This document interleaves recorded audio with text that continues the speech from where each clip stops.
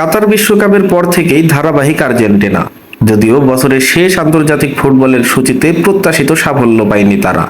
তারপরও ফিফা র্যাঙ্কিংয়ের শীর্ষস্থানের থেকেই বছর শেষ করতে যাচ্ছে লিওনেল মেসির দল। এই মাসে খেলা 2 ম্যাচের প্রথমটিতে প্যারাগুয়ের মাঠে হেরে যায় আর্জেন্টিনা 2-1 গোলে। সেই ধাক্কা সামলে ঘরের মাঠে পেরুর বিপক্ষে 1-0 গোলে জেতে কোপা আমেরিকার বর্তমান চ্যাম্পিয়নরা। এতে তাদের রেটিং পয়েন্ট অবশ্য কিছুটা কমেছে। তালিকায় ফ্রান্স আছে 2-এ। নিজেদের সবশেষ 2 ম্যাচেই জয় পাওয়া স্পেন ও ইংল্যান্ডের পয়েন্ট কিছুটা বেড়েছে, যথাক্রমে পরের দুটি স্থানে আছে দল দুটি। তাছাড়া 5-এ আছে ব্রাজিল। লম্বা সময় ধরে ব্যর্থতার বৃত্তে ঘুরপাক খেতে থাকা সেলেসাওরা উন্নতি করতে পারেনি। এই মাসে ভেনেজুয়েলা ও উরুগুয়ের বিপক্ষে ড্র করে আগের অবস্থানেই থাকছে তারা।